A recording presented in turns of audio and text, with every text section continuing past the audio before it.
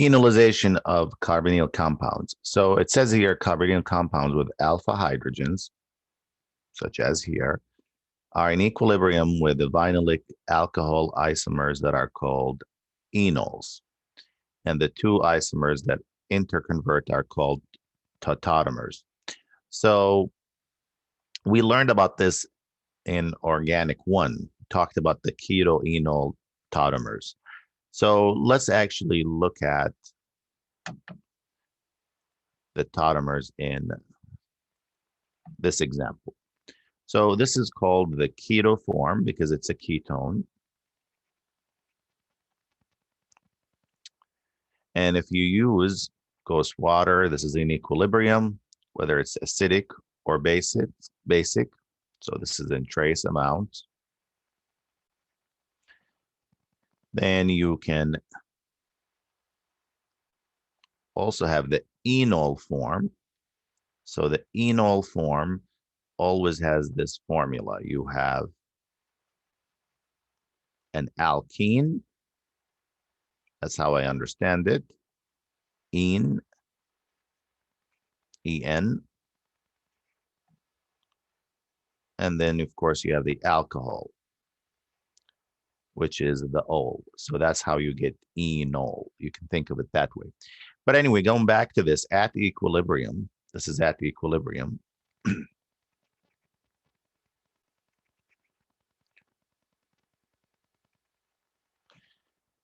99.98% of the time, it's in the keto form, and only 0.02% is in the enol form. So obviously, this is your dominant tautomers. So 99.98% is in the ketone form, the keto form, and again, only 0.02% is in the enol form. And of course, there are many, many examples that demonstrate this. However, there are exceptions, and we're going to see that right here. So if we take a look at acetone here, this is acetone, and this is methoxide ion. It can act as a base, and it's going to deprotonate the H. So let's actually kind of redraw this. So we'll make this a 2, and then here's an H. And of course you have lone pairs.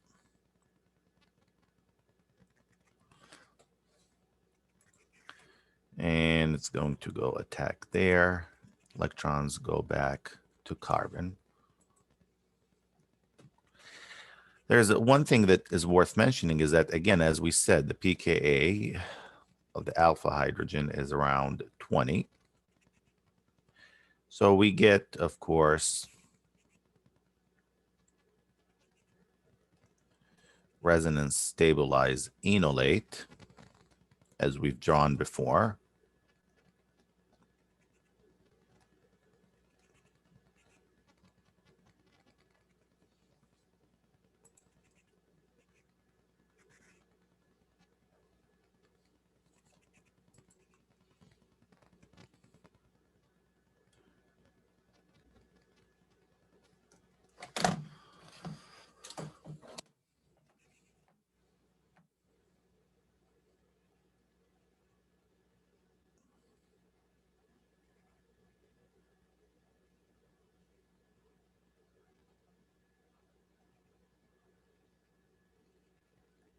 So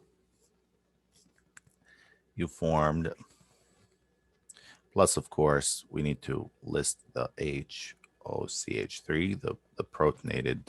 Now you form the alcohol, which is at around 15. The pKa of this is around 15. Now, since the pKa of this acid is around 20, and the pKa of this acid is around 15, so this is the stronger acid, then the equilibrium is going to shift toward the weaker acid.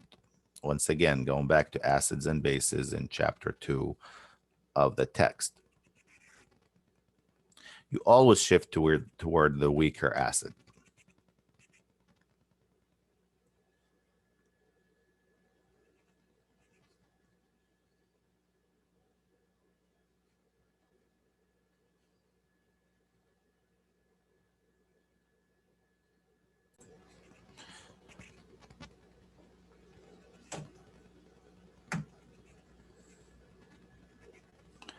Very well. Now, as far as the second example, where you have two of these with electron withdrawing groups, and you have, of course, your alpha. We're going to target these alpha hydrogens. Only, of course, one of them.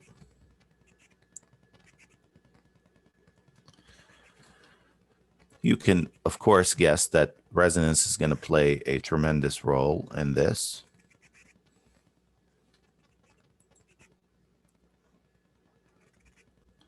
So this is a bigger structure. There's a lot of drawings here. Oops.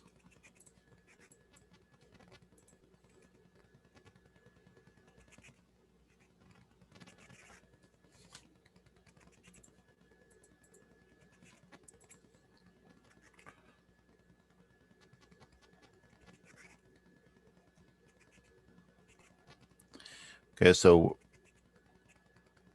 you don't have to show the H, but I'm showing it here. So you can have a resonance structure here.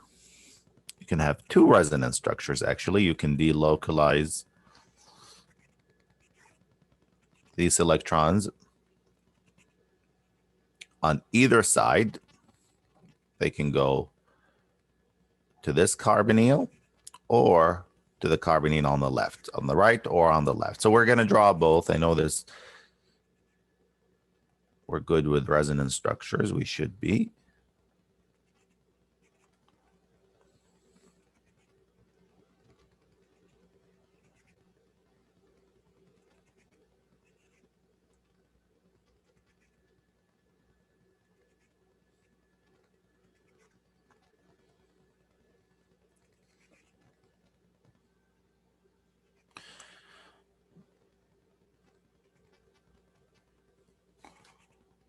So, of course, these can come down. These can go this way.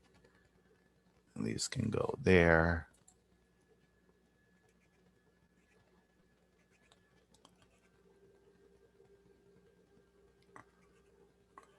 Let me move this arrow. Make it smaller here.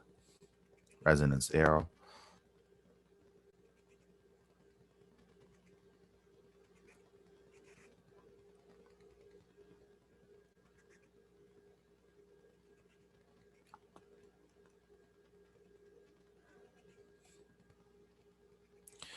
And then, of course, we have HOCH3.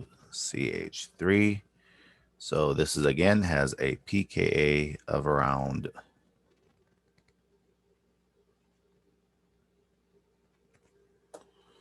15.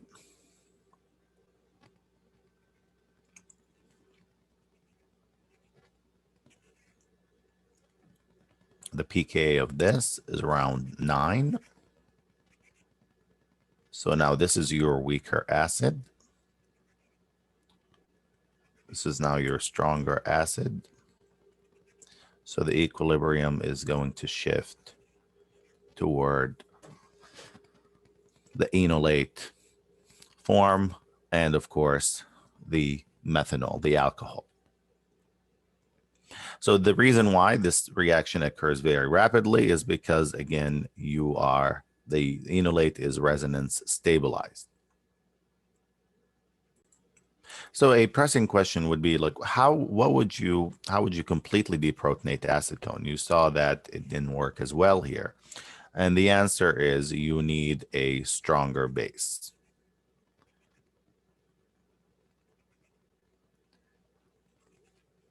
So you need a stronger base. And we have a strong base here. Very, very common one. You might have heard of it before. It's called LDA, or lithium diisopropyl amide. So the formation of an enolate is an acid-base equilibrium. So the stronger the base, the more enolate that forms. So if you want more enolate to form, you need a stronger base. The most common base used to completely deprotonate a simple aldehyde or ketone is LDA. So again, LDA has two isopropyl groups attached. Oh, this should be attached to it. Well, actually, not really. There should be nothing here.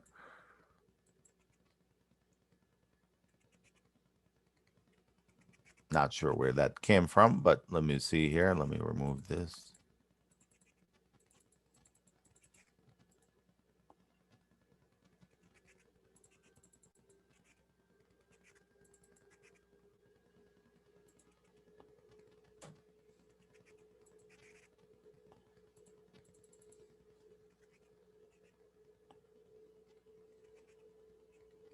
Okay, so lithium diisopropyl amide.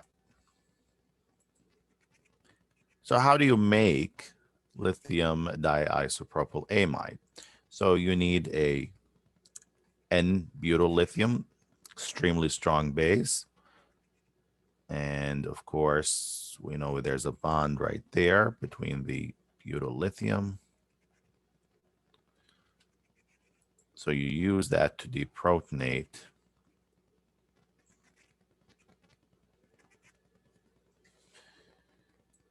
And you create lithium diisopropyl amide.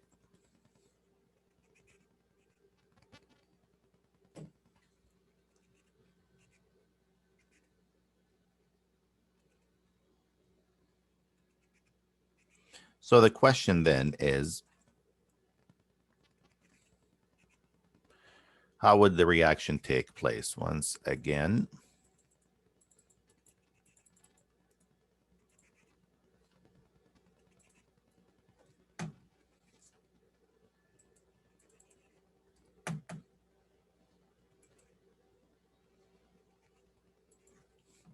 okay, you have your negative charge here.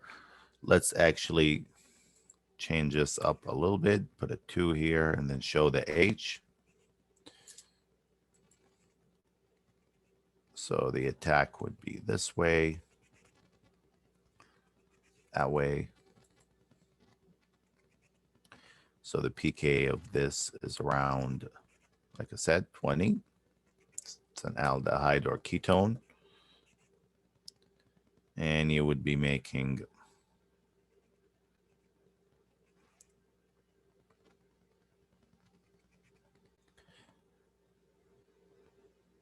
after, of course, you move the pair here. You know the resonance structure we've been drawing because this is the major form. You would be making the protonated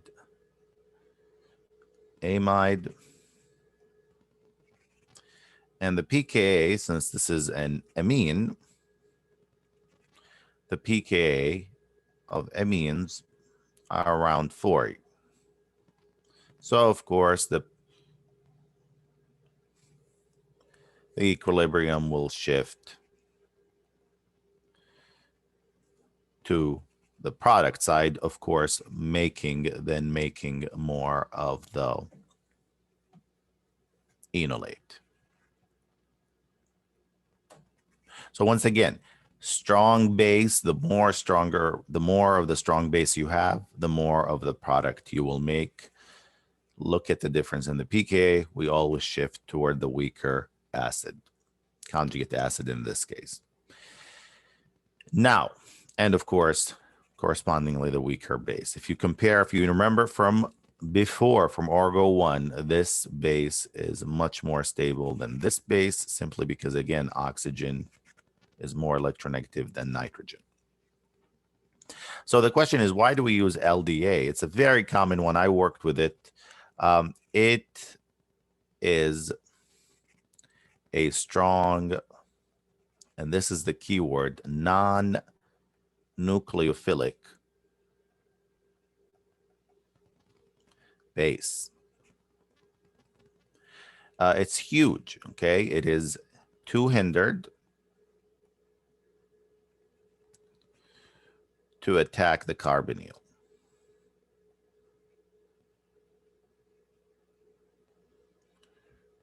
So if imagine this, if this wasn't hindered, it could attack the carbonyl carbon, and then guess what? You won't be able to produce a the enolate. So you got to remember, take all of that into account to understand why why the alpha carbon is actually being attacked rather than the carbonyl. Again, it's too huge to attack as a nucleophile.